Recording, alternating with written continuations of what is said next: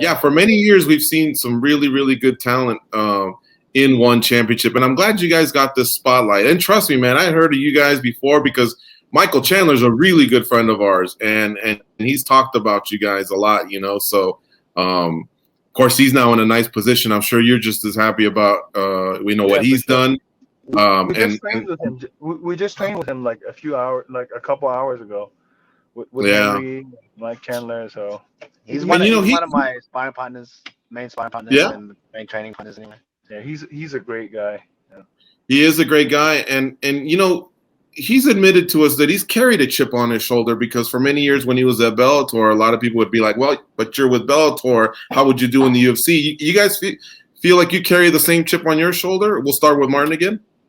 Me, I feel like not really, man. I got nothing to prove. I feel like I've accomplished my goals of becoming a world champion in one championship, and just being at the top in Asia, and it says something. So for me, I've still got the hunger to regain that title and continue the journey. But I don't really care what other people think, to be honest, man. Like, you can say good things, you can say bad things, but realistically, if you're not in my circle, I don't really care. Yeah, like we practice twice a day with the UFC Bellator guys.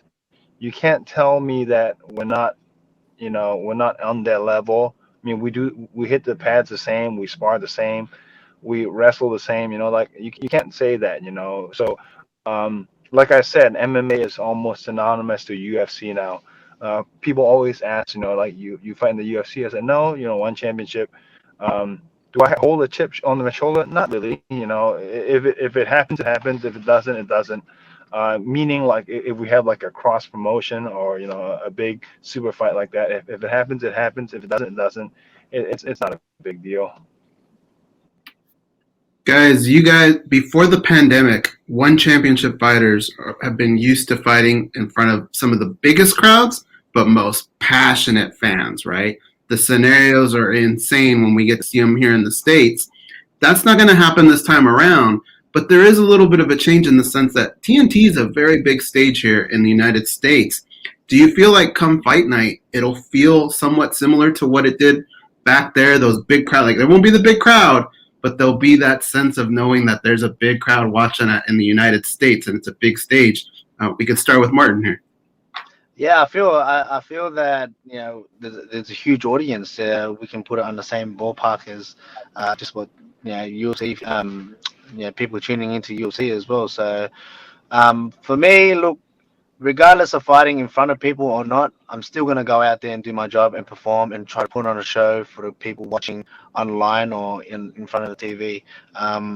But yeah, having the sense of knowing that one championship signed with with TNT, it's huge, and knowing that a lot of people are going to tune in, I'm gonna do whatever it takes to try to put on the show for the guys. So yeah, for me, it's like a coming out party in the United States. TNT, my wife's brothers can watch it. Their cousins can talk about it. Right now, when I fight in one championship, they have to watch it in the morning, or they will have to watch it on YouTube later. So for me, it's a coming out party, but it doesn't change anything. It's the same cage, the same, one-on-one combat sports. It's the same. Aside from the win, guys, are there personal battles, personal goals that you want to accomplish in this fight? We could start with you, Aung La. For me, it's to spotlight what's going on in Myanmar. Myanmar is going through a really hard time right now. The military coup happened, and they're pretty much terrorizing the citizens there. Taking away all their freedoms, and so I want to spotlight that. That will be a big win for me if I'm able to do that. I tried to write a letter to President Biden, but it didn't get to him. But it would be great for me to be able to say something about Myanmar after the win. Yeah, and for me, it's just I have the same goal, same purpose, is the best I can. Put everything into this fight, in every fight, and so for me, there's nothing to prove. I just want to be able to show that I'm still able to, hang and perform with the best guys in the world. Just a couple more questions, and then you guys can help that other guy unload the body. I know you guys are up to something down there in Florida. No, listen, I'm trying to keep it lighthearted, but yes, I've heard of the coup in Myanmar and what's happening, and I wanted to ask you, Aung La, has that affected family and friends directly, or because I believe it's the southeastern portion of the country that borders Thailand, where I'm hearing a lot of problems. No. It's all over. It's all over Myanmar. Okay. It's Yangon. Every city. There's protesting, and protesters are getting shot. Kids are getting killed. I'm telling you, the people over there, like the citizens, are getting sniped. Think about it. Not just accidentally shot, but sniped. Okay. Mm-hmm. We don't have the Second Amendment. That's the thing that Americans need to remember. We should be thankful for things like that, the rights that we have, and we should be very grateful for that.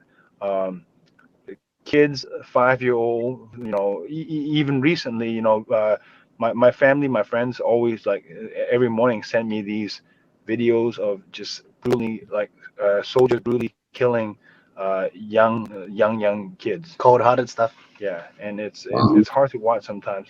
Like, and I'm so surprised that nobody, like, not many news media cover it, and the United Nations not stepping in to help. It's hard. This training camp, in the beginning, it happened. The coup happened in February.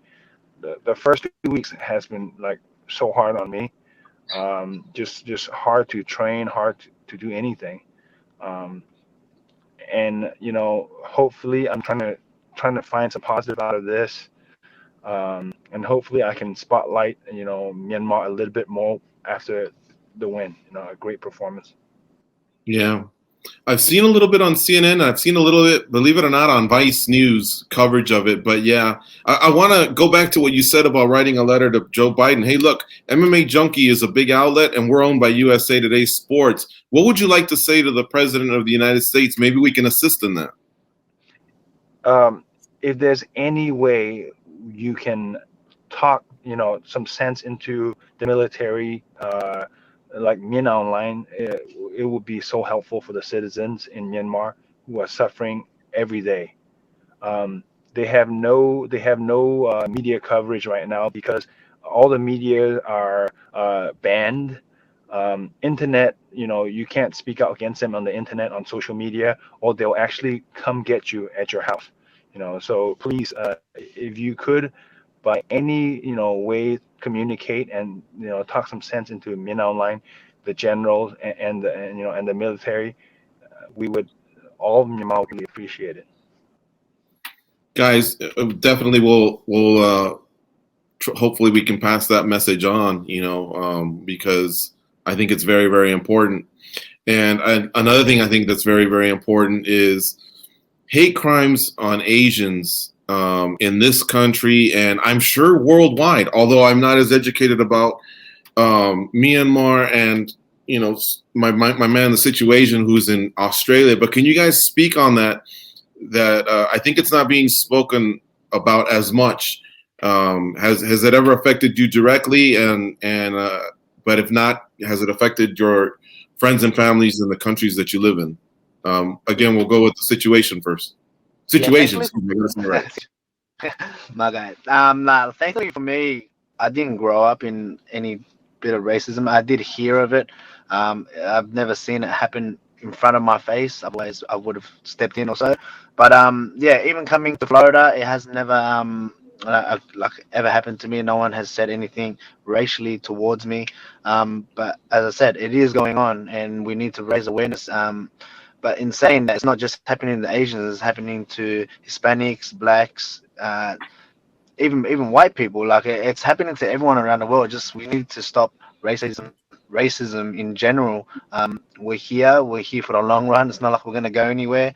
And there's a lot of people in the world, and we just got to change each person one by one.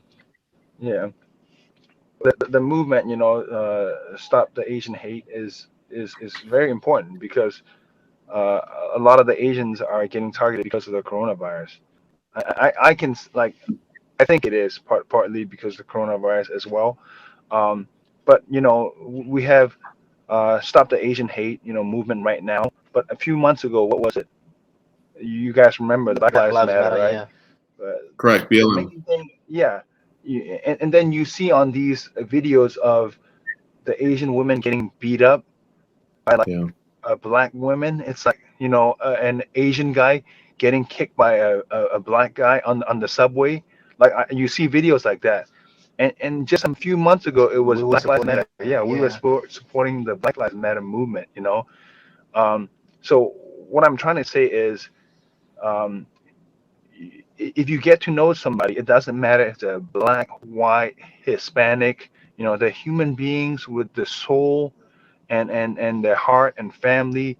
Just be you be respectful to each and every one of them. Like um, I grew up in a small town in Myitkyina, and I know I've never seen anybody that didn't look like me back in the days, but now meeting people from Dagestan, meeting training partners from Jamaica, I understand that we're all one race, we're all the human race, Right. Yeah.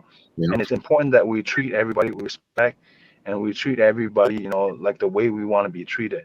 It doesn't cost anything to be nice. That's the main thing, right?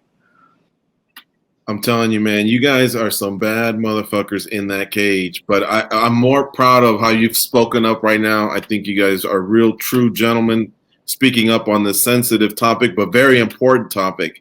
And going back to even what's happening in Myanmar, a separate topic. Again, we will definitely try and assist in getting the word out to President Biden, who again, not to turn this into a political show, I believe it's showing some sensitivity in these types of topics. So I think we can get it to the right man. But fellas, listen, great chat with you guys. Again, sorry for the fumble on Law with the whole weight class thing, but it throws me off because I know Brandon lost to you, recently, but I know he's also the heavyweight champ. But when Tapology puts me for the world title, I'm like, wait, hold on a second, it's tripping me out. So. Anyway, listen, guys, it's been a great chat with you, and hopefully we continue doing more of this. I can't wait for the North American audience to see all the special athletes from one championship, including you guys, and obviously the Lee family. There's some really, really good fighters that we've seen over the years in one championship, and now on TNT, the same station that we get to watch our Lakers, and the other NBA teams. Now they're going to get to see some proper MMA. So thanks again, fellas. Thank you guys so Thank you much. for your time. Have a great night, guys.